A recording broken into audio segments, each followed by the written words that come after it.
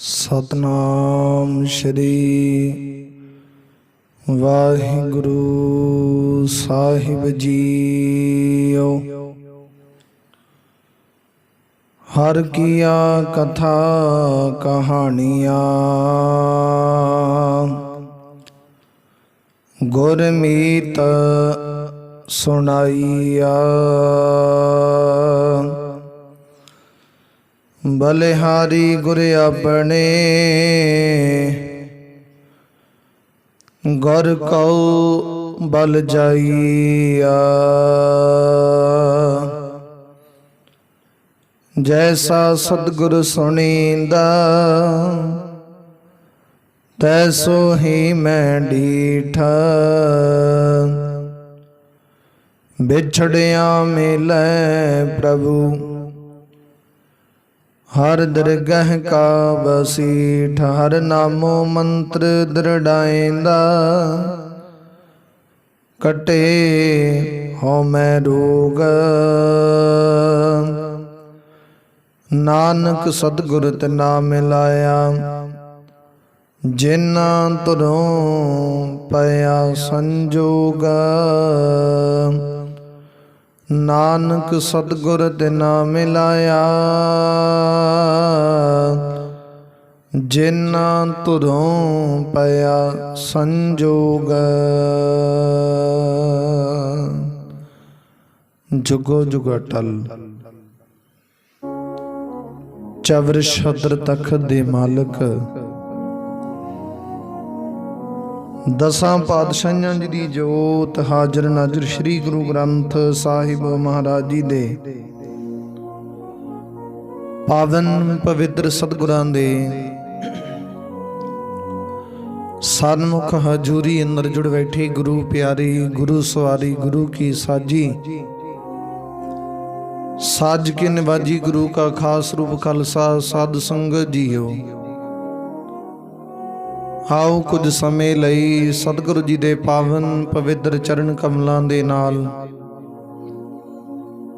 मन विरदियां कागर करके जुड़ करके बहन दी कृपालता करिए। समय और सवासां नूं सफला करिए। सतगुरां दियां खुशियां प्राप्त करना करिए। चल रही लड़ीवार शब्द विचार कथा गुरबाणी सरवण करना करिए। आप संगत ने जो हुण तक लड़ीवार शब्द विचार कथा गुरबाणी सरवण कीती है वो विचार इथों तक सी कि जिस वेले सतगुरु गुरु हरगोबिंद महाराज छेवें पातशाह मेरी पीरी दे मालक कृपालू दयालू सतगुरु जी बख्शिश रहमत बरताउण लगे। कांगड़ नगर तो चल के इधर गुजर नगर विखे आए ने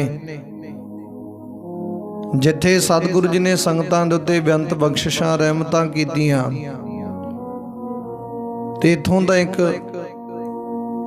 सिख अमीर गुरसिख सी जिस दा नाम भाई फतूही करके इतिहास दे विच वर्णन कीता गया। सतगुरु जी ने भाई फतूही तो आवाज प्राप्त किया। जिवें प्राप्त किया अब संगत ने पहले जो यूट्यूब चैनल है उहदे ते आप संगत ने सरवण किया है। सतगुरु जी की बख्शिश रहमत वरतना की। हुण भाई फतूही तो आवाज प्राप्त करके गुरु सतगुरु जी इधर करतारपुर की धरती ते चलण वास्ते सिखां नूं हुक्म कीता। सिखो जो भी साजो समान है तैयार किया जावे। कल नूं आपां इधर करतारपुर की धरती वल रवानगी प्राप्त करांगे। हुण सतगुर दे हुक्म नूं प्राप्त करके सिखां ने जिमें जिमें तैयारी सी करना कीती है। सतगुरु जी की बख्शिश रहमत वरतना कीती। सिखां ने तैयारियां कीतियां कमर कसे कीते ने बड़ा डंका वजिया। सतगुरु जी गुजरवाल नगर तो उपदेश दिंदे होए बख्शिश रहमत करदे होए उस वेले भाई फतूही तो आवाज लैके सतगुरु जी चले ने सिखां नूं हुक्म दे के ਰਸਤੇ ਵਿੱਚ ਸਤਿਗੁਰੂ ਜੀ ਬਖਸ਼ਿਸ਼ਾਂ ਰਹਿਮਤਾਂ ਕਰਦੇ ਆਉਂਦੇ ਨੇ। ਜੋ ਵੀ ਗੁਰਸਿੱਖ ਪਿਆਰਾ ਗੁਰੂ ਨਾਨਕ ਦੇ ਦਰਕਰ ਦੇ ਨਾਲ ਪਿਆਰ ਕਰਨ ਵਾਲਾ ਸ਼ਰਧਾਵਾਨ ਮਿਲਦਾ ਹੈ, ਸਤਿਗੁਰੂ ਜੀ ਉੱਤੇ ਬਖਸ਼ਿਸ਼ ਰਹਿਮਤ ਵਰਤਾਉਣ ਲੱਗਿਆਂ ਕਦਾਚਿਤ ਗੁਰੇਜ਼ ਨਹੀਂ ਜੇ ਕਰਦੇ। ਰਸਤੇ ਦੇ ਵਿੱਚ ਸ਼ਿਕਾਰ ਖੇਡਦੇ ਆਉਂਦੇ ਨੇ। ਜਿਹੜਾ ਬਾਜ ਸਤਿਗੁਰੂ ਜੀ ਨੇ ਭਾਈ ਫਤੂਹੀ ਤੋਂ ਪ੍ਰਾਪਤ ਕੀਤਾ, ਉਸ ਬਾਜ ਨੂੰ ਸਤਿਗੁਰੂ ਜੀ ਉੱਡਦੇ ਹੋਏ ਪੰਛੀਆਂ ਪਿੱਛੇ ਛੱਡ ਦਿੰਦੇ। ਜਿਹੜਾ ਆਵਾਜ਼ ਫਟਾਫਟ ਛੱਡਦੇ ਨੇ, ਉਹ ਪੰਛੀ ਨੂੰ ਦਬੋਚ ਲੈਂਦਾ ਸੀ, ਕਦਾਚਿਤ ਵੀ ਜਾਣ ਨਹੀਂ ਸੀ ਦਿੰਦਾ। ਇੰਨਾ ਫੁਰਤੀਲਾ ਆਵਾਜ਼ ਜਿਹੜਾ ਭਾਈ ਫਤੂਹੀ ਤੋਂ ਪ੍ਰਾਪਤ ਕੀਤਾ, ਬਹੁਤ ਮਹਿੰਗੀ ਕੀਮਤ ਦਾ ਸੀ। ਤੇ ਸਤਿਗੁਰੂ ਗੁਰੂ ਹਰਗੋਬਿੰਦ ਮਹਾਰਾਜ ਛੇਵੇਂ ਪਾਤਸ਼ਾਹ ਮੀਰੀ ਪੀਰੀ ਦੇ ਮਾਲਕ ਕਿਰਪਾਲੂ ਦਿਆਲੂ ਸਤਿਗੁਰੂ ਜੀ ਦਿਲਬਾਗ ਘੋੜੇ ਤੇ, ਜਿਹਦਾ ਨਾਮ ਸਤਿਗੁਰੂ ਨੇ ਜਾਨ ਭਾਈ ਰੱਖਿਆ, ਉਹਦੇ ਤੇ ਸਵਾਰ ਹੋਏ ਨੇ। ਕਮਰ ਕਸੇ ਕੀਤੇ ਤੁਰੇ ਆ ਰਹੇ। ਰਸਤੇ ਦੇ ਵਿੱਚ ਸ਼ਿਕਾਰ ਖੇਡਦੇ ਜਾਂਦੇ ਨੇ।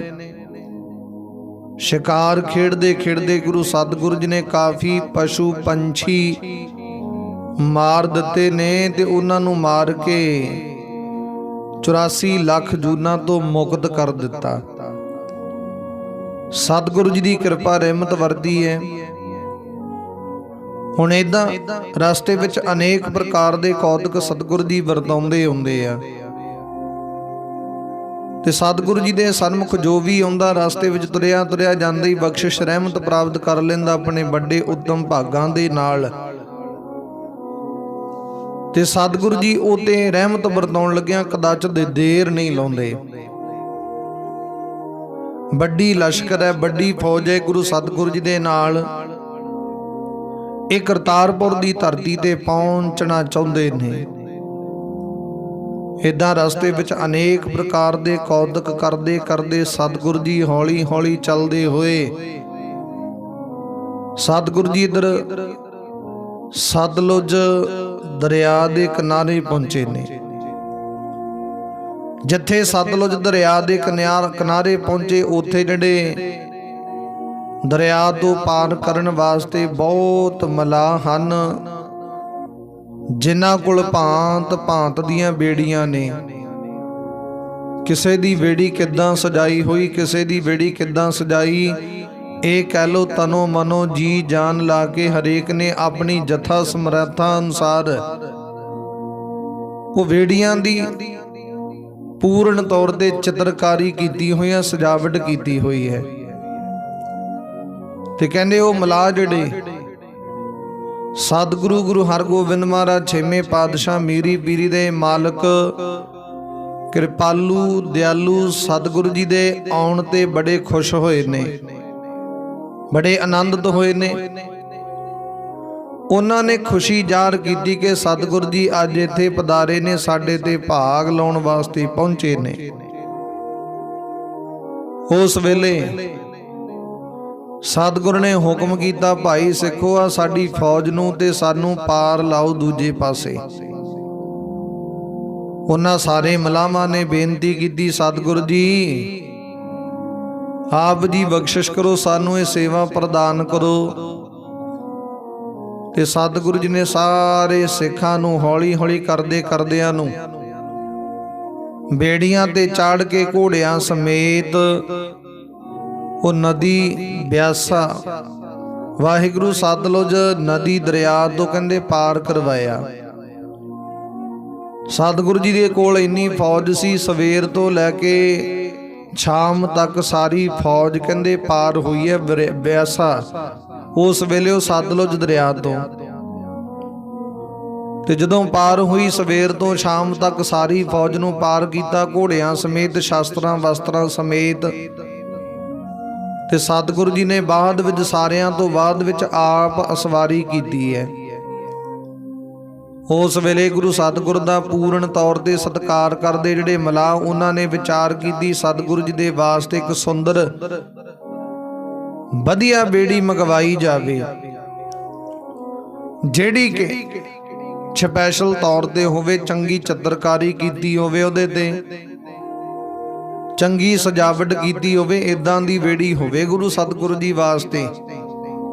ਕਿਉਂਕਿ ਇਸ ਫਾਨੀ ਸੰਸਾਰ ਦੇ ਵਿੱਚ ਦੁਨੀਆ ਦੇ ਮਾਲਕ ਸਤਿਗੁਰੂ ਗੁਰੂ ਹਰਗੋਬਿੰਦ ਮਹਾਰਾਜ, ਛੇਵੇਂ ਪਾਤਸ਼ਾਹ ਮੀਰੀ ਪੀਰੀ ਦੇ ਮਾਲਕ ਕਿਰਪਾਲੂ ਦਿਆਲੂ ਸਤਿਗੁਰੂ ਜੀ ਵਿਰਾਜਮਾਨ ਹੋਣ ਲੱਗੇ ਹੋ ਬੇੜੀ ਵਿੱਚ। ਕੋਈ ਆਮ ਜੀ ਗੱਲ ਨਹੀਂ ਹੈ। ਤੇ ਜੇ ਸਤਿਗੁਰ ਦੀ ਬਖਸ਼ਿਸ਼ ਰਹਿਮਤ ਪ੍ਰਾਪਤ ਕਰਨੀ ਹੈ ਤੇ ਫਿਰ ਦੇ ਕਹਿੰਦੇ ਸਤਿਗੁਰੂ ਜੀ ਨੂੰ ਪਰਮਾਤਮਾ ਰੂਪ ਜਾਣਦੇ ਹੋਏ, ਗੁਰੂ ਨਾਨਕ ਦਾ ਰੂਪ ਜਾਣਦੇ ਹੋਏ ਪੂਰਨ ਤੌਰ ਤੇ ਰਿਸਪੈਕਟ ਕਰਨੀ ਚਾਹੀਦੀ ਹੈ, ਰਿਸਪੈਕਟ ਕਰਨੀ ਪੈਣੀ ਹੈ। ਤੇ ਸਤਿਗੁਰੂ ਜੀ ਦੇ ਵਾਸਤੇ ਕਹਿੰਦੇ ਇੱਕ ਸੁੰਦਰ ਵਧੀਆ ਸਪੈਸ਼ਲ ਤੌਰ ਤੇ ਉਸੇ ਵਕਤ ਬੇੜੀ ਮੰਗਵਾਈ, ਜੋ ਕਿ ਬਹੁਤ ਵੱਡੀ ਹੈ, ਚੌੜੀ ਹੈ। ਉਸ ਬੇੜੀ ਦੇ ਵਿੱਚ ਸਤਿਗੁਰੂ ਗੁਰੂ ਹਰਗੋਬਿੰਦ ਮਹਾਰਾਜ ਛੇਵੇਂ ਪਾਤਸ਼ਾਹ ਜੀ ਨੂੰ ਵਿਰਾਜਮਾਨ ਕੀਤਾ। ਤੇ ਜਿਹੜਾ ਉਸ ਬੇੜੀ ਦੇ ਮਾਲਕ ਹੈ, ਉਹਨੇ ਆਪਣੇ ਉੱਤਮ ਭਾਗ ਸਮਝੇ ਸਤਿਗੁਰੂ ਜੀ ਨੂੰ ਬੇੜੀ ਵਿੱਚ ਵਿਰਾਜਮਾਨ ਕੀਤਾ। ਤੇ ਕਹਿੰਦੇ ਉਸ ਸਤਲੁਜ ਦਰਿਆ ਦੇ ਵਿਚਕਾਰ ਲੈ ਗਿਆ। ਜੀ ਨਹੀਂ ਕਰਦਾ ਦੂਜੇ ਪਾਸੇ ਸਤਿਗੁਰੂ ਜੀ ਨੂੰ ਵਿਰਾਜਮਾਨ ਕਰਾਂ, ਬੇੜੀ ਦੇ ਵਿੱਚੋਂ ਉਤਾਰਾਂ। ਸਤਿਗੁਰੂ ਜੀ ਨੇ ਕਿਹਾ, ਭਾਈ ਸਿੱਖਾ ਬੇੜੀ ਦੂਜੇ ਬੰਨੇ ਛੇਤੀ ਲਾ, ਸਾਨੂੰ ਵਧੇਰੇ ਹੋਰ ਅਨੇਕ ਪ੍ਰਕਾਰ ਦੇ ਕਾਰਜ ਨੇ ਉਹ ਜਿਹੜੇ ਕਰਨੇ ਲੋੜੀਦੇ ਨੇ। ਪਰ ਉਹ ਸਿੱਖ, ਉਹ ਪਿਆਰੇ ਦਾ ਗੁਰੂ ਸਤਿਗੁਰੂ ਜੀ ਦੇ ਨਾਲ ਇੰਨਾ ਪਿਆਰ ਹੈ ਕਿ ਸਤਿਗੁਰੂ ਜੀ ਨੂੰ ਦੂਜੇ ਪਾਸੇ ਲਾਉਣ ਨੂੰ ਜੀ ਨਹੀਂ ਕਰਦਾ। ਦੂਜੇ ਪਾਸੇ ਛੇਤੀ ਲਾ ਦਿੱਤਾ ਤੇ ਛੇਤੀ ਦਿਨੇ ਸਤਿਗੁਰੂ ਜੀ ਬੇੜੀ ਵਿੱਚ ਉਤਰ ਜਾਣਗੇ, ਚਲੇ ਜਾਣਗੇ। ਜਿਉਂ-ਜਿਉਂ ਸਤਿਗੁਰੂ ਜੀ ਨੂੰ ਬੇੜੀ ਵਿੱਚ ਸਵਾਰ ਕਰਕੇ ਦੂਜੇ ਬੰਨੇ ਲਾਉਂਦਾ, ਤਿਉਂ-ਤਿਉਂ ਉਹ ਹੌਲੀ-ਹੌਲੀ ਹੁੰਦਾ ਤੇ ਸਤਿਗੁਰੂ ਜੀ ਦੇ ਮੁਖ ਵੱਲ ਤੱਕੀ ਜਾ ਰਿਹਾ, ਦੇਖੀ ਜਾ ਰਿਹਾ ਹੈ। ਸਤਿਗੁਰੂ ਜੀ ਦਾ ਮੁਖੜਾ, ਚਿਹਰਾ ਦਗਦਗ ਕਰਦਾ, ਕਹਿੰਦੇ ਸੂਰਜ ਨਾਲੋਂ ਵੀ ਵੱਧ ਪ੍ਰਤਾਪ ਹੈ ਗੁਰੂ ਸਤਿਗੁਰੂ ਜੀ ਦਾ। ਜਿਨ੍ਹਾਂ ਦੇ ਮੀਰੀ ਪੀਰ ਦੀਆਂ ਕਿਰਪਾਨਾਂ ਪਹਿਨੀਆਂ ਹੋਈਆਂ ਨੇ, ਜਿਨ੍ਹਾਂ ਦੇ ਉੱਤੇ ਪੂਰਨ ਤੌਰ ਤੇ ਬਖਸ਼ਿਸ਼ ਰਹਿਮਤ ਵਰਤ ਰਹੀ ਹੈ। ਫਾਨੀ ਸੰਸਾਰ ਦੇ ਵਿੱਚ ਜਿਹੜੇ ਪਾਪੀਆਂ ਦਾ ਉਧਾਰ ਕਰਨ ਵਾਸਤੇ ਸਤਿਗੁਰੂ ਜੀ ਇਸ ਜਗਤ ਵਿੱਚ ਅਵਤਾਰ ਧਾਰਨ ਕਰਕੇ ਆਏ ਨੇ, ਉਹ ਗੁਰੂ ਸਤਿਗੁਰੂ ਜੀ ਦਾ ਮੁਖ ਦੇਖ ਦੇਖ ਕੇ ਹਿਰਦੇ ਵਿੱਚੋਂ ਇਉਂ ਪ੍ਰਤੀਤ ਹੁੰਦਾ ਕਿ ਰਾਜੀ ਨਹੀਂ ਆਉਂਦਾ ਸਤਿਗੁਰੂ ਦਾ ਮੁਖੜਾ ਦੇਖ ਕੇ। ਉਸ ਵੇਲੇ ਜਦੋਂ ਦਰਿਆ ਦੇ ਵਿੱਚ ਹੀ ਵਿਚਕਾਰ ਹੀ ਕਹਿੰਦੇ ਬੇੜੀ ਨੂੰ ਤੋਰੀ ਫਿਰਦਾ, ਸਤਿਗੁਰੂ ਜੀ ਨੇ ਪੁੱਛਿਆ, ਭਾਈ ਸਿੱਖਾ ਤੇਰੀ ਮਾਇਆ ਕਿੰਨੀ ਹੋਈ ਦੱਸ ਦਵੀਂ। ਕਹਿਣ ਲੱਗਾ, ਸਤਿਗੁਰੂ ਜੀ ਮਾਇਆ ਕਾਦੀ? ਇਸ ਫਾਨੀ ਸੰਸਾਰ ਦੇ ਵਿੱਚ, ਕਲਯੁਗ ਦੇ ਵਿੱਚ ਇਸ ਬੇੜੀ ਦਾ ਮਲਾ ਮੈਂ ਆ, ਤੇ ਅੱਗੇ ਜਿਹੜੀ ਭਵ ਸਾਗਰ ਦੇ ਵਿੱਚ ਉਹ ਬੇੜੀ ਹੋਵੇਗੀ ਉਹਦੇ ਮਲਾ ਤੁਸੀਂ ਹੋ। ਇੱਥੇ ਮੈਂ ਤੁਹਾਨੂੰ ਪਾਰ ਕਰ ਦਿੱਤਾ, ਸੱਚੀ ਦਰਗਾਹ ਦੇ ਵਿੱਚ ਤੁਸੀਂ ਮੈਨੂੰ ਪਾਰ ਕਰ ਦਿਓ, ਹਿਸਾਬ ਬਰਾਬਰ ਹੈ। ਨਾ ਮੈਂ ਤੁਹਾਡੇ ਤੋਂ ਕੁਝ ਲੈਣਾ, ਨਾ ਤੁਸੀਂ ਮੈਥੋਂ ਕੁਝ ਲੈਣਾ। ਬਸ ਇਸ ਫਾਨੀ ਸੰਸਾਰ ਦੇ ਵਿੱਚ ਝੂਠਾ ਮਲਾ ਮੈਂ ਆ ਤੇ ਸੱਚਾ ਮਲਾ ਤੁਸੀਂ ਹੋ। ਆਪਾਂ ਦੋਨੋਂ ਇੱਕੋ ਬਰਾਦਰੀ ਦੇ ਆ, ਇੱਕੋ ਵਿਚਾਰ ਦੇ ਸਤਿਗੁਰੂ ਜੀ। ਪਰ ਇੰਨੀ ਕੁ ਵਿਚਾਰ ਜ਼ਰੂਰ ਹੈ, ਮੈਂ ਝੂਠਾ ਮਲਾ ਏ, ਤੁਸੀਂ ਸੱਚੇ ਹੋ। ਬਸ ਮੇਰੇ ਤੇ ਇੰਨੀ ਕਿਰਪਾ ਕਰ ਦਿਓ, ਸੱਚੀ ਦਰਗਾਹ ਵਿੱਚ ਭਵ ਸਾਗਰ ਦੇ ਵਿੱਚ ਤਾਰ ਦਿਓ। ਉੱਥੇ ਬੇੜੀ ਦੇ ਮਲਾ ਤੁਸੀਂ ਬਣਿਓ, ਨਾਮ ਰੂਪੀ ਬੇੜੀ ਦੇ। ਤੇ ਫਿਰ ਸਤਿਗੁਰੂ ਗੁਰੂ ਹਰਗੋਬਿੰਦ ਮਹਾਰਾਜ ਛੇਵੇਂ ਪਾਤਸ਼ਾਹ ਜੀ ਨੇ ਜਦੋਂ ਇਦਾਂ ਉਹ ਸਿੱਖ ਤੋਂ, ਉਹ ਮਨੁੱਖ ਤੋਂ, ਬੇੜੀ ਦੇ ਮਲਾਹ ਦੇ ਮਾਲਕ ਤੋਂ ਸੁਣਿਆ, ਸਤਿਗੁਰੂ ਜੀ ਬੜੇ ਖੁਸ਼ ਹੋਏ ਨੇ, ਪ੍ਰਸੰਨ ਹੋਏ ਨੇ। ਉਸ ਵੇਲੇ ਆਖਰਕਾਰ ਕਹਿੰਦੇ ਸਤਿਗੁਰੂ ਗੁਰੂ ਹਰਗੋਬਿੰਦ ਮਹਾਰਾਜ ਜੀ ਨੂੰ ਘੋੜੇ ਸਮੇਤ ਦੂਜੇ ਬੰਨੇ ਸਤਲੁਜ ਦੇ ਦਰਿਆ ਦੇ ਦੂਜੇ ਪਾਰ ਲਾ ਦਿੱਤਾ। ਫੇਰ ਵੀ ਸਤਿਗੁਰੂ ਗੁਰੂ ਹਰਗੋਬਿੰਦ ਮਹਾਰਾਜ ਜੀ ਨੇ ਉਹਨਾਂ ਗਰੀਬ ਬੇੜੀ ਦੇ ਮਲਾਹ ਦੇ ਮਾਲਕਾਂ ਨੂੰ, ਕਹਿੰਦੇ ਬੇੜੀਆਂ ਦੇ ਮਾਲਕਾਂ ਨੂੰ, ਸਤਿਗੁਰੂ ਗੁਰੂ ਹਰਗੋਬਿੰਦ ਮਹਾਰਾਜ ਨੇ ਅਨੇਕ ਪ੍ਰਕਾਰ ਦੇ ਚਾਂਦੀ ਦੇ ਮੋਹਰਾਂ ਦੇਣੀਆਂ ਕੀਤੀਆਂ। 500 ਮੋਹਰਾਂ ਵੰਡੀਆਂ ਸਾਰਿਆਂ ਨੂੰ, ਤੇ ਸਾਰਿਆਂ ਨੂੰ ਜਦੋਂ ਬਖਸ਼ਿਸ਼ ਰਹਿਮਤ ਕੀਤੀ, ਬੜੇ ਖੁਸ਼ ਹੈ। ਇੱਕ ਤੇ ਸਤਿਗੁਰ ਦੀ ਸੇਵਾ ਹੋ ਗਈ, ਦੂਜਾ ਸਤਿਗੁਰ ਦੇ ਦਰਸ਼ਨ ਹੋ ਗਏ, ਤੀਜੇ ਨੰਬਰ ਤੇ ਮਾਇਆ ਪ੍ਰਾਪਤ ਹੋ ਗਈ, ਚੌਥੇ ਨੰਬਰ ਤੇ ਸੱਚੀ ਦਰਗਾਹ ਦੇ ਵਿੱਚ ਸਤਿਗੁਰੂ ਜੀ ਨੇ ਮੋਹਰ ਲਾ ਦਿੱਤੀ ਹੈ। ਬੜੇ ਖੁਸ਼ ਹੈ। ਉਹ ਕਹਿੰਦੇ ਸਤਿਗੁਰੂ ਨੇ ਬਖਸ਼ਿਸ਼ ਰਹਿਮਤ ਕਰ ਦਿੱਤੀ। ਅੱਜ ਸਾਡੀਆਂ ਬੇੜੀਆਂ ਧਨਤਾ ਜੋਗ ਹੋ ਗਈਆਂ, ਅੱਜ ਸਾਡੇ ਕਾਰਜ ਧਨਤਾ ਜੋਗ ਹੋ ਗਏ। ਜਿਹੜੇ ਸਤਿਗੁਰੂ ਨੇ ਆ ਚਰਨ ਪਾ ਕੇ ਬੇੜੀਆਂ ਤੇ ਅਸਵਾਰੀ ਪ੍ਰਾਪਤ ਕਰਕੇ ਕਹਿੰਦੇ ਧਨਤਾ ਜੋਗ ਬਣਾਤਾ ਸਾਨੂੰ। ਹੁਣ ਸਤਿਗੁਰੂ ਗੁਰੂ ਹਰਗੋਬਿੰਦ ਮਹਾਰਾਜ ਜੀ ਜਿਸ ਵੇਲੇ ਦੂਜੇ ਕਿਨਾਰੇ ਲੱਗੇ ਆ, ਉੱਥੇ ਗੁਰੂ ਪਿਆਰਿਓ ਸ਼ਾਮ ਹੋ ਗਈ ਤੇ ਰਾਤ ਪੈਣ ਲੱਗੀ। ਸਤਿਗੁਰੂ ਨੇ ਹੁਕਮ ਕੀਤਾ, ਸਿੱਖੋ ਹੁਣ ਇਸ ਕਿਨਾਰੇ ਉੱਤੇ ਕਹਿੰਦੇ ਵਿਸ਼ਰਾਮ ਕੀਤਾ ਜਾਵੇ, ਪੜਾਓ ਕੀਤਾ ਜਾਵੇ। ਅਗਲੇ ਦਿਨ ਕੱਲ ਨੂੰ ਕਹਿੰਦੇ ਆਪਾਂ ਅੱਗੇ ਕਰਤਾਰਪੁਰ ਦੀ ਧਰਤੀ ਵੱਲ ਵਧਾਂਗੇ, ਜਿੱਥੇ ਸਤਿਗੁਰੂ ਗੁਰੂ ਹਰਗੋਬਿੰਦ ਮਹਾਰਾਜ ਜੀ ਦਾ ਸਾਰਾ ਪਰਿਵਾਰ ਹੈ। ਸਤਿਗੁਰ ਦੇ 2 ਮਹਿਲ ਹਨ, ਸਤਿਕਾਰਯੋਗ ਮਰਵਾਹੀ ਜੀ, ਸਤਿਕਾਰਯੋਗ ਨਾਨਕੀ ਜੀ।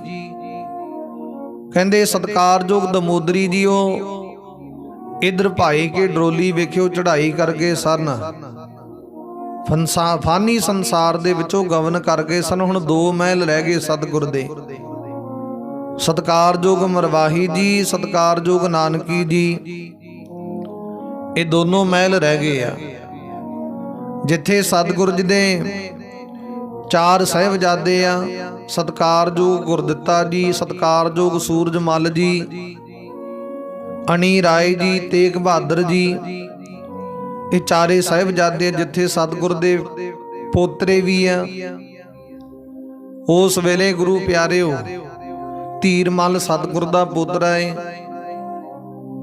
ਇਦਾਂ ਕਰਕੇ ਸਤਮ ਪਾਤਸ਼ਾਹ ਜਿਨ੍ਹਾਂ ਨੇ ਗੁਰਤਾ ਗੱਦੀ ਪ੍ਰਾਪਤ ਕਰਨੀ, ਸੂਰਜ ਮੱਲ ਦੇ ਪੁੱਤਰ ਛੋਟੇ, ਉਹ ਵੀ ਉੱਥੇ ਵਿਰਾਜਮਾਨ ਹੈ।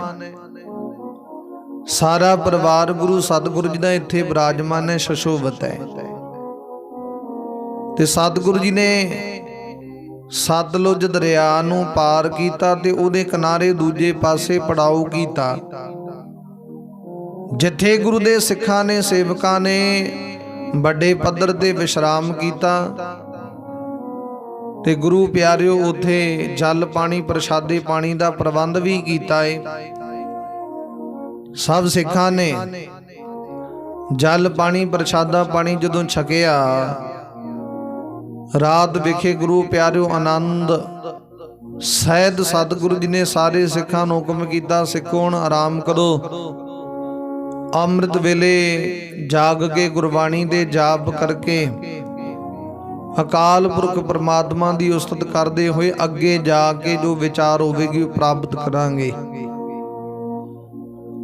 ਉਸ ਵੇਲੇ ਸਤਿਗੁਰੂ ਨੇ ਦੀਵਾਨ ਸਜਾਇਆ। ਸੰਧਿਆ ਦੇ ਦੀਵਾਨ ਸਜਣ ਤੋਂ ਉਪਰੰਤ ਸਾਰੀ ਸਮਾਪਤੀ ਕੀਤੀ, ਜਲ ਪਾਣੀ ਛਕ ਕੇ ਆਰਾਮ ਦੇ ਨਾਲ ਵਿਸ਼ਰਾਮ ਕੀਤਾ। ਸਾਰੀ ਰਾਤ ਸੁੱਖ ਦੇ ਨਾਲ ਬਤੀਤ ਕੀਤੀ ਆਰਾਮ ਕਰਕੇ। ਉਸ ਵੇਲੇ ਅੰਮ੍ਰਿਤ ਵੇਲਾ ਹੋਇਆ। ਅੰਮ੍ਰਿਤ ਵੇਲੇ ਜਿਸ ਵੇਲੇ ਹੋਇਆ ਤੇ ਗੁਰੂ ਪਿਆਰਿਓ ਸਤਿਗੁਰੂ ਜੀ ਨੇ ਉੱਠ ਕੇ ਕਿਰਿਆ ਸੁਧੀ ਇਸ਼ਨਾਨ ਪਾਣ ਕੀਤਾ, ਜਲ ਪਾਣ ਕੀਤਾ ਏ। ਉਸ ਵੇਲੇ ਸਿੱਖਾਂ ਨੂੰ ਹੁਕਮ ਕੀਤਾ, ਸਿੱਖੋ ਉੱਠ ਕੇ ਭਾਈ ਪਰਮਾਤਮਾ ਦੀ ਬੰਦਗੀ ਵਿੱਚ ਲੀਨ ਹੋਣਾ ਕਰੋ, ਅੰਮ੍ਰਿਤ ਵੇਲੇ ਦੀ ਸੰਭਾਲ ਕਰੋ। ਸਤਿਗੁਰੂ ਜੀ ਨੇ ਹੁਕਮ ਕੀਤਾ। ਸਾਰੇ ਸਿੱਖਾਂ ਨੇ ਗੁਰੂ ਸਤਿਗੁਰ ਦੇ ਹੁਕਮ ਨੂੰ ਸਿਰ ਮੱਥੇ ਕਰਕੇ ਮੰਨਣਾ ਕੀਤਾ। ਸਾਰੇ ਸਿੱਖ ਉਸ ਵੇਲੇ ਵਿਰਾਜਮਾਨ ਹੋਏ, ਅੰਮ੍ਰਿਤ ਵੇਲੇ ਨੂੰ ਸੰਭਾਲਣਾ ਕੀਤਾ। ਦਿਨ ਉਦੇ ਹੋਇਆ। ਦਿਨ ਉਦੇ ਹੋਣ ਕਾਰਨ ਕਰਕੇ ਜਿਹੜਾ ਹਨੇਰਾ ਸੀ ਉਹ ਹਟ ਗਿਆ। ਹਨੇਰੇ ਤੋਂ ਨਿਜਾਤ ਪ੍ਰਾਪਤ ਹੋਈ ਹੈ। ਬਾਅਦ ਵਿੱਚ ਸਤਿਗੁਰ ਨੇ ਸਾਰੀ ਵਿਚਾਰ ਕਰਕੇ ਸਿੱਖਾਂ ਨੂੰ ਹੁਕਮ ਕੀਤਾ, ਸਿੱਖੋ ਹੁਣ ਚਲੋ ਕਰਤਾਰਪੁਰ ਦੀ ਧਰਤੀ ਵੱਲ ਰਵਾਨਗੀ ਪ੍ਰਾਪਤ ਕਰੀਏ। ਸਿੱਖਾਂ ਨੇ ਵੱਡੇ ਨਗਾਰੇ ਵਜਾਏ। ਤੇ ਇੱਕ ਸਿੱਖ ਨੂੰ ਮੈਸੇਜ ਸੁਨੇਹਾ ਦੇ ਕੇ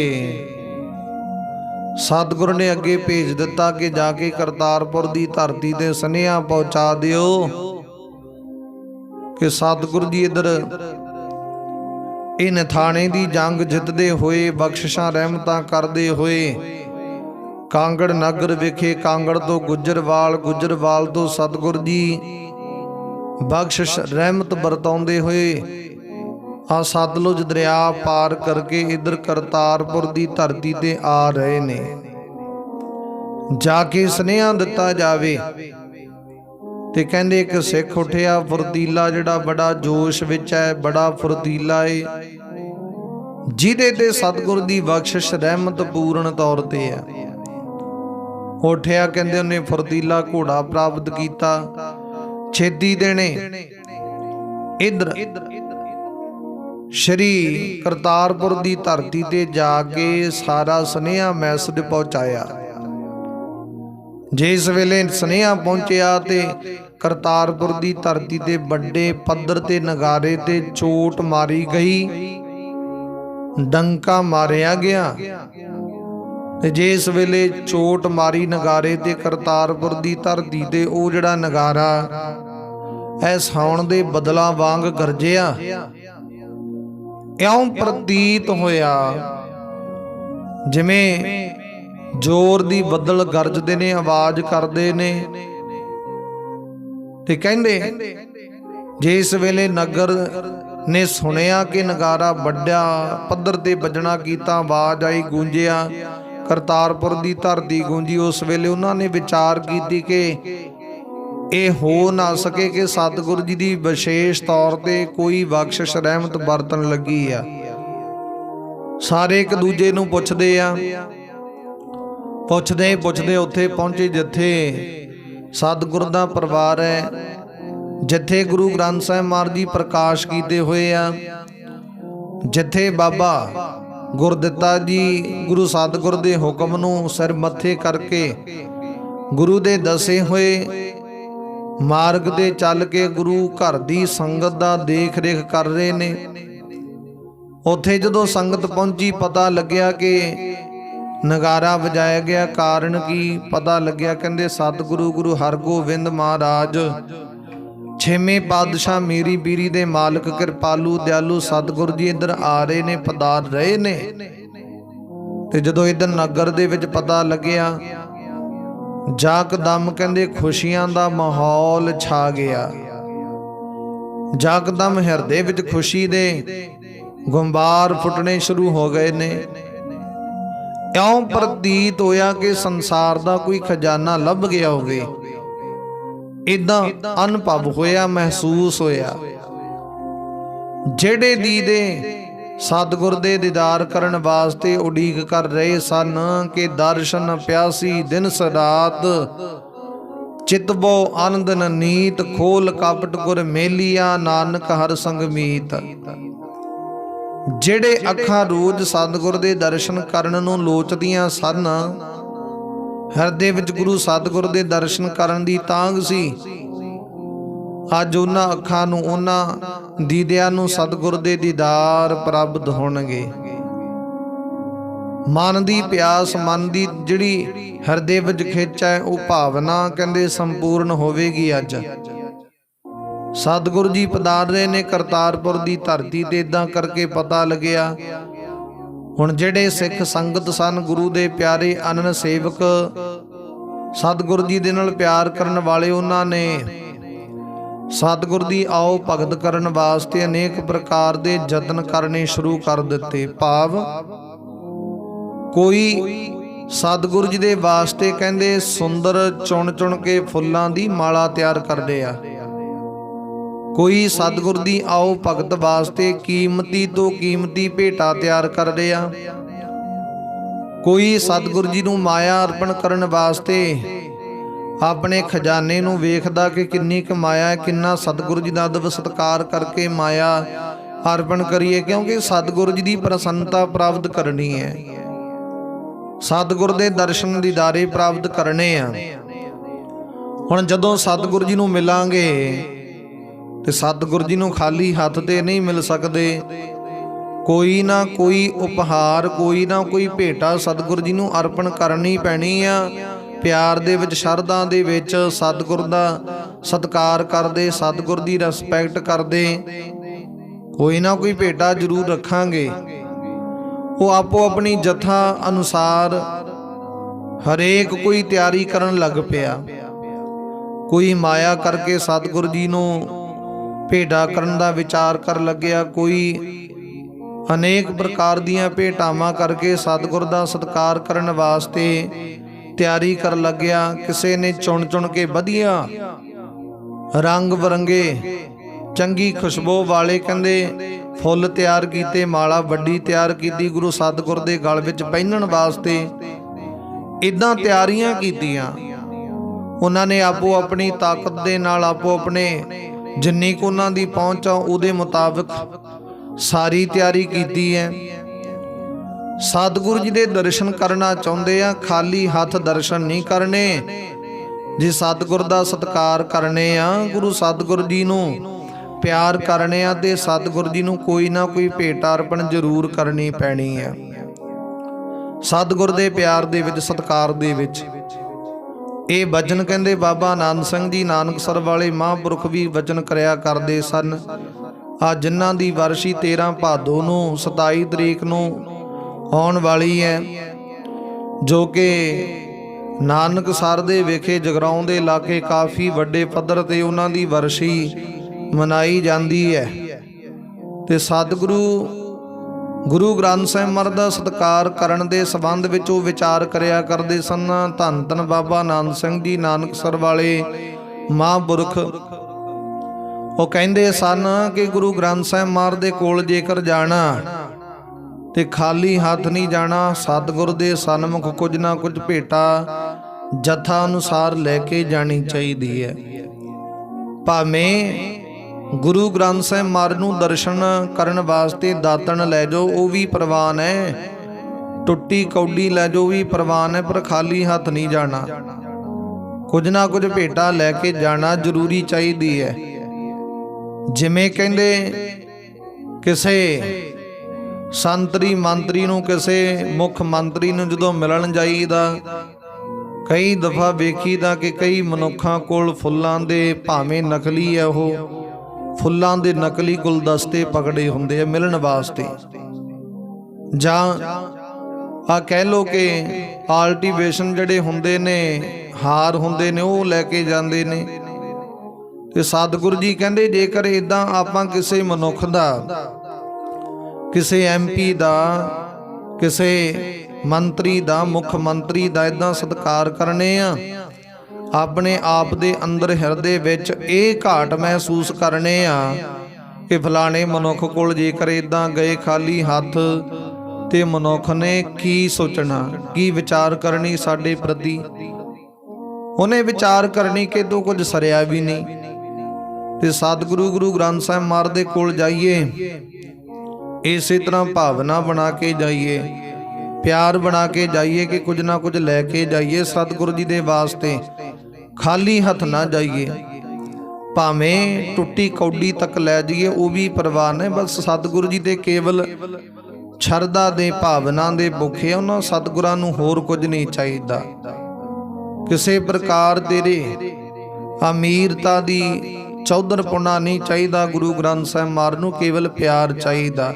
ਹੁਣ ਪਿਆਰ ਦੇ ਰੂਪ ਦੇ ਵਿੱਚ ਭਾਵੇਂ ਸਤਿਗੁਰੂ ਜੀ ਨੂੰ ਅਨੇਕ ਪ੍ਰਕਾਰ ਦੀ ਮਾਇਆ ਅਰਪਣ ਕਰਦੇ, ਭਾਵੇਂ ਟੁੱਟੀ ਕੌਡੀ ਅਰਪਣ ਕਰਦੇ, ਜਿਵੇਂ ਕਹਿੰਦੇ ਭਾਵੇਂ ਲੱਖ ਅਰਪਣ ਕਰਦੇ, ਭਾਵੇਂ ਕੱਖ ਅਰਪਣ ਕਰਦੇ, ਗੁਰੂ ਸਤਿਗੁਰੂ ਜੀ ਨੂੰ ਪ੍ਰਵਾਨ ਹੈ।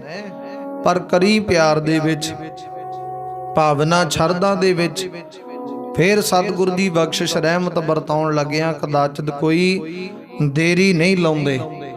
ਤੇ ਬਾਬਾ ਆਨੰਦ ਸਿੰਘ ਜੀ ਨਾਨਕਸਰ ਵਾਲੇ ਮਹਾਂਪੁਰਖਾਂ ਦੇ ਵਚਨ ਹੈ ਕਿ ਜੇਕਰ ਜਾਣਾ ਕੁਝ ਨਾ ਕੁਝ ਹੱਥ ਵਿੱਚ ਲੈ ਕੇ ਜਾਈਏ, ਸਤਿਗੁਰ ਦਾ ਸਤਿਕਾਰ ਕਰਦੇ, ਰਿਸਪੈਕਟ ਪਏ ਕਰਦੇ, ਖਾਲੀ ਹੱਥ ਨਾ ਜਾਈਏ।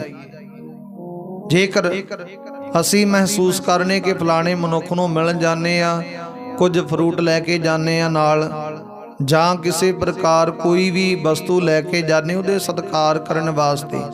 ਤੇ ਇਸੇ ਤਰ੍ਹਾਂ ਗੁਰੂ ਗ੍ਰੰਥ ਸਾਹਿਬ ਮਹਾਰਾਜ ਦਾ ਸਤਿਕਾਰ ਕਰਨਾ ਚਾਹੀਦਾ, ਰਿਸਪੈਕਟ ਕਰਨੀ ਚਾਹੀਦੀ ਹੈ।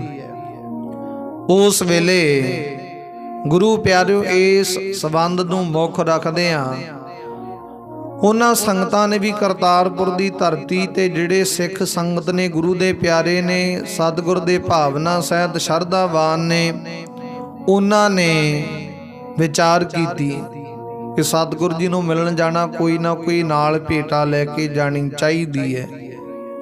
ਹੁਣ ਇਸੇ ਤਰ੍ਹਾਂ ਤਿਆਰੀਆਂ ਕਰਨ ਲੱਗੇ, ਇਸ ਗੱਲ ਨੂੰ ਮੁੱਖ ਰੱਖਦੇ ਆ।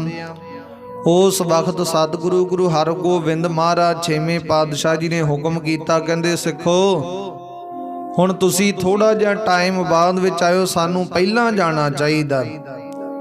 ਨਾਲ ਗੁਰੂ ਸਤਿਗੁਰੂ ਨੇ ਗਿਣਤੀ ਕਦੇ ਕੁਝ ਕੁ ਸਿੱਖ ਲੈ ਲਏ।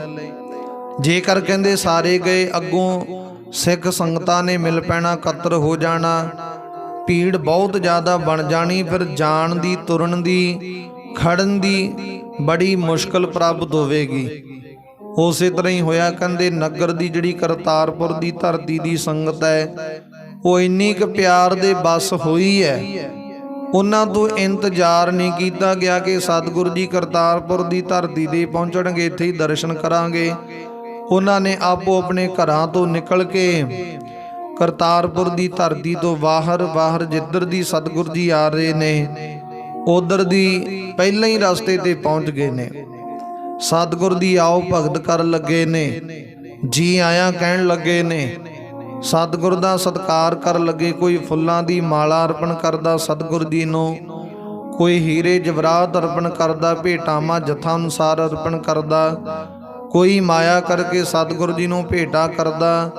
ਇਹ ਕਹਿ ਲਓ ਕਿ ਸਤਿਗੁਰੂ ਗੁਰੂ ਹਰਗੋਬਿੰਦ ਮਹਾਰਾਜ ਛੇਵੇਂ ਪਾਤਸ਼ਾਹ, ਮੇਰੀ ਪੀਰੀ ਦੇ ਮਾਲਕ, ਕਿਰਪਾਲੂ ਦਿਆਲੂ, ਜਿਸ ਵੇਲੇ ਕਰਤਾਰਪੁਰ ਦੀ ਧਰਤੀ ਦੀ ਬਾਹਰ ਜੋ ਤੋਂ ਜਦੋਂ ਆਉਂਦੇ ਨੇ, ਇਦਾਂ ਲੋਕ ਸੰਗਤ ਭੇਟਾਂ ਅਰਪਣ ਕਰਦੀਆਂ। ਸਤਿਗੁਰੂ ਜੀ ਕਰਤਾਰਪੁਰ ਦੀ ਧਰਤੀ ਦੇ ਵਿੱਚ ਵੜਨ ਲੱਗਿਆਂ ਦੀ ਕਾਫੀ ਭੇਟਾਵਾਂ ਦੇ ਢੇਰ ਲੱਗ ਗਏ, ਬਹੁਤ ਜ਼ਿਆਦਾ, ਜਿਨ੍ਹਾਂ ਨੂੰ ਸਾਂਭਣਾ ਬੜਾ ਔਖਾ ਹੋ ਗਿਆ। ਕਿਉਂਕਿ ਸਤਿਗੁਰੂ ਜੀ ਦੀ ਸੰਗਤ, ਗੁਰੂ ਦੇ ਪਿਆਰੇ, ਗੁਰੂ ਦੇ ਸੇਵਕ ਗੁਰੂ ਸਤਿਗੁਰੂ ਜੀ ਨੂੰ ਪਿਆਰ ਹੀ ਇੰਨਾ ਕਰਦੇ ਨੇ, ਭਾਵਨਾ ਹੀ ਇੰਨਾ ਹੀ ਆ ਸਤਿਗੁਰੂ ਜੀ ਦੇ ਪ੍ਰਤੀ ਕਿ ਤਨ ਮਨ ਧਨ ਦੇ ਨਾਲ ਸਤਿਗੁਰੂ ਜੀ ਨੂੰ ਖੁਸ਼ ਕਰਨਾ ਚਾਹੁੰਦੇ ਨੇ, ਸਤਿਗੁਰ ਦੀ ਪ੍ਰਸੰਨਤਾ ਪ੍ਰਾਪਤ ਕਰਨਾ ਚਾਹੁੰਦੇ ਨੇ।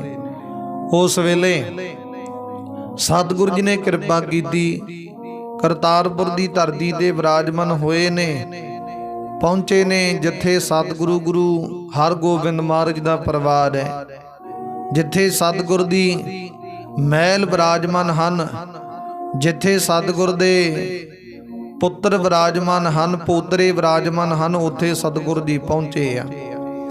ਸਭ ਤੋਂ ਪਹਿਲਾਂ ਗੁਰੂ ਗ੍ਰੰਥ ਸਾਹਿਬ ਮਹਾਰਾਜ ਦੇ ਸਨਮੁਖ ਜਾ ਕੇ ਨਮਸਕਾਰ ਕੀਤੀ ਹੈ ਗੁਰੂ ਹਰਗੋਬਿੰਦ ਮਹਾਰਾਜ ਨੇ, ਤੇ ਬਾਅਦ ਵਿੱਚ ਜਿੰਨੀ ਸੰਗਤ ਆਈ ਹੈ ਉਹਨਾਂ ਨੇ ਪਰਿਵਾਰ ਸਮੇਤ ਬੜੀ ਖੁਸ਼ੀ ਮਨਾਈ ਹੈ। ਸਤਿਕਾਰਯੋਗ ਮਰਵਾਹੀ ਜੀ, ਸਤਿਕਾਰਯੋਗ ਨਾਨਕੀ ਜੀ, ਸਤਿਗੁਰ ਦੇ ਦੋਨੇ ਮਹਿਲ, ਇਹਨਾਂ ਨੇ ਸਤਿਕਾਰ ਕੀਤਾ। ਵੱਡੇ ਮਹਿਲ ਸਤਿਕਾਰਯੋਗ ਦਮੋਦਰੀ ਜੀ ਉਹ ਚੜ੍ਹਾਈ ਕਰ ਗਏ ਸਨ, ਇੱਧਰ ਭਾਈ ਕੀ ਡਰੋਲੀ ਵੇਖੇ, ਤੇ ਹੁਣ ਇਹ ਦੋ ਮਹਿਲ ਰਹਿ ਗਏ ਸਤਿਗੁਰ ਦੇ, ਉਹਨਾਂ ਨੇ ਆਓ ਭਗਤ ਕੀਤੀ ਹੈ। ਸਤਿਕਾਰਯੋਗ ਬਾਬਾ ਗੁਰਦਿੱਤਾ ਜੀ, ਉਹਨਾਂ ਨੂੰ ਸਤਿਗੁਰ ਨੇ ਹੁਕਮ ਕੀਤਾ, ਕਹਿੰਦੇ ਭਾਈ ਜਿੰਨੇ ਵੀ ਘੋੜੇ ਆਏ ਨੇ, ਜਿੰਨੇ ਵੀ ਸਤਿਗੁਰ ਦੇ ਸਿੱਖ ਸੰਗਤ ਪਿੱਛੇ ਆ ਰਹੇ ਨੇ, ਉਹਨਾਂ ਵਾਸਤੇ ਜਲ ਪਾਣੀ ਪ੍ਰਸ਼ਾਦੇ ਪਾਣੀ ਦਾ ਪ੍ਰਬੰਧ ਕੀਤਾ ਜਾਵੇ, ਘੋੜਿਆਂ ਵਾਸਤੇ ਪੱਠੇ ਡੱਕੇ ਦਾ, ਘਾਹ ਦਾ, ਦਾਣੇ ਦਾ ਪ੍ਰਬੰਧ ਕੀਤਾ ਜਾਵੇ। ਉਹਨਾਂ ਨੇ ਮਸੰਦਾਂ ਨੂੰ ਕਹਿ ਕੇ ਬਾਬਾ ਗੁਰਦਿੱਤਾ ਜੀ ਨੇ ਸਾਰਾ ਪ੍ਰਬੰਧ ਕੀਤਾ, ਬੜੀਆਂ ਖੁਸ਼ੀਆਂ ਮਨਾਈਆਂ ਗਈਆਂ। ਹੁਣ ਸਤਿਗੁਰੂ ਜੀ ਇੱਦਾਂ ਨਿਥਾਣੇ ਦੀ ਜੰਗ ਜਿੱਤ ਕੇ, ਕਾਂਗੜ ਨਗਰ ਤੋਂ ਹੋ ਕੇ, ਗੁੱਜਰਵਾਲ ਤੋਂ ਹੋ ਕੇ, ਸਤਲੁਜ ਦਰਿਆ ਪਾਰ ਕਰਕੇ ਇੱਧਰ ਕਰਤਾਰਪੁਰ ਦੀ ਧਰਤੀ ਤੇ ਵਿਰਾਜਮਾਨ ਹੋਏ। ਤੇ ਜਿਵੇਂ ਜਿਵੇਂ ਪਤਾ ਲੱਗਿਆ ਕਿ ਸਤਿਗੁਰ ਨੇ ਨਿਥਾਣੇ ਦੀ ਜੰਗ ਦੇ ਵਿੱਚ ਬੜੀਆਂ ਬਖਸ਼ਿਸ਼ਾਂ ਰਹਿਮਤਾਂ ਕੀਤੀਆਂ, 35,000 ਦੀ ਫੌਜ ਹੈ ਨਾ ਜਿਹੜੀ, ਉਹਨੂੰ ਮੌਤ ਦੇ ਘਾਟ ਉਤਾਰ ਦਿੱਤਾ, ਉਹਦੇ ਵਿੱਚੋਂ ਕੁਝ ਕੁ ਬਚੇ, ਬਾਕੀ ਉਹ ਸ਼ਾਹਜਹਾਨ ਦੇ ਸਨਮੁਖ ਪਹੁੰਚ ਗਏ ਸਨ। ਬੜੇ ਹੈਰਾਨ ਹੁੰਦੇ ਗੁਰੂ ਦੇ ਸਿੱਖ ਸੇਵਕ, बड़े सतगुर दे गर्व महसूस करते हैं कि साडे सतगुर जी इदां दे ने ਜਿਹੜੇ बहुत ਵੱਡੇ ਯੋਧੇ ਆ, ਮਹਾਬਲੀ ਸੂਰੇ ਆ, ਉਹ ਇਦਾਂ ਦੀ ਸਤਿਗੁਰ ਦੇ ਤੇ ਮਾਣ ਸਤਿਕਾਰ ਪੇ ਕਰਦੇ ਨੇ। ਤੇ ਗੁਰੂ ਪਿਆਰਿਓ ਉਸ ਵੇਲੇ ਇੰਨਾ ਸਤਿਕਾਰ ਕੀਤਾ, ਕਹਿੰਦੇ ਹਰੇਕ ਘਰ ਨੇ ਕਰਤਾਰਪੁਰ ਦੀ ਧਰਤੀ ਤੇ ਸਤਿਗੁਰ ਦੀ ਆਓ ਭਗਤ ਕੀਤੀ। ਦੇਸੀ ਘਿਓ ਦੇ ਦੀਵੇ ਵਾਲੇ ਨੇ ਦੀਪ ਮਾਲਾ ਕੀਤੀ ਹੈ, ਮਠਿਆਈਆਂ ਵਰਤਾਈਆਂ ਗਈਆਂ।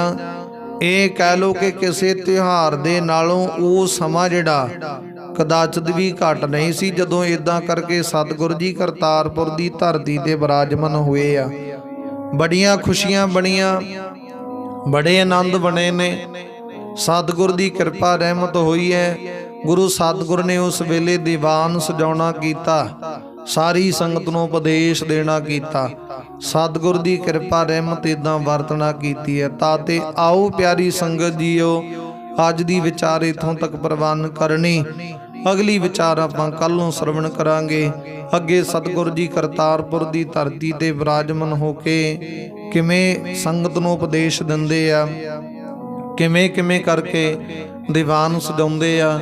ਉੱਥੇ ਪੈਂਦੇ ਖਾਂ ਪਠਾਨ ਸਤਿਗੁਰ ਦੇ ਵੱਡੇ ਪੁੱਤਰ ਸਤਿਕਾਰਯੋਗ ਬਾਬਾ ਗੁਰਦਿੱਤਾ ਜੀ, ਸੂਰਜ ਮੱਲ ਜੀ, ਸਤਿਕਾਰਯੋਗ ਅਣੀ ਰਾਏ ਜੀ, ਸਭ ਤੋਂ ਛੋਟੇ ਪੁੱਤਰ ਗੁਰੂ ਤੇਗ ਬਹਾਦਰ ਜੀ, ਤੇ ਇਹਨਾਂ ਦੇ ਪੋਤਰੇ ਜਿਹੜੇ ਸੱਤਵੇਂ ਗੱਦੀ ਤੇ ਵਿਰਾਜਮਾਨ ਹੋਣਗੇ, ਸੱਤਵੇਂ ਰੂਪ ਬਣਨਗੇ, ਉਹ ਵੀ ਉੱਥੇ ਵਿਰਾਜਮਾਨ ਹੈ। ਬਾਬਾ ਗੁਰਦਿੱਤਾ ਜੀ ਦੇ ਛੋਟੇ ਪੁੱਤਰ, ਉਸ ਤੋਂ ਉਪਰੰਤ ਵੱਡੇ ਪੁੱਤਰ ਸਤਿਗੁਰੂ ਜੀ ਦੇ ਪੋਤਰੇ ਜਿਹੜੇ ਨੇ ਸਤਿਕਾਰਯੋਗ ਗੁਰਦਿੱਤਾ ਜੀ ਦੇ ਪੁੱਤਰ ਧੀਰ ਮੱਲ ਜੀ, ਤੇ ਸਤਿਗੁਰੂ ਜੀ ਦੇ ਸਾਰੇ ਪਰਿਵਾਰ ਦੇ ਵਿੱਚ ਇਦਾਂ ਸੁਸ਼ੋਭਿਤ ਹੋਏ ਨੇ। ਅੱਗੇ ਕਿਵੇਂ ਕਿਵੇਂ ਵਿਚਾਰ ਹੁੰਦੀ, ਕਿਵੇਂ ਸਤਿਗੁਰੂ ਜੀ ਦੀਵਾਨ ਸਜਾ ਕਰਕੇ ਬਹਿੰਦੇ ਨੇ, ਸੰਗਤਾਂ ਨੂੰ ਉਪਦੇਸ਼ ਦਿੰਦੇ ਰਹਿੰਦੀ। ਵਿਚਾਰ ਆਪਾਂ ਪਿਆਰਿਓ ਕੱਲ ਨੂੰ ਸਰਵਣ ਕਰਾਂਗੇ। ਅੱਜ ਦੀ ਵਿਚਾਰ ਇੱਥੋਂ ਤੱਕ ਪ੍ਰਵਾਨ ਕਰਨੀ। ਆਓ ਗੁਰੂ ਚਰਨਾਂ ਦੇ ਵਿੱਚ ਸਮਾਪਤੀ ਕਰਨ ਦਾ ਯਤਨ ਕਰੀਏ। ਸਤਿਗੁਰੂ ਜੀ ਕਿਰਪਾ ਕਰਦੇ ਨੇ।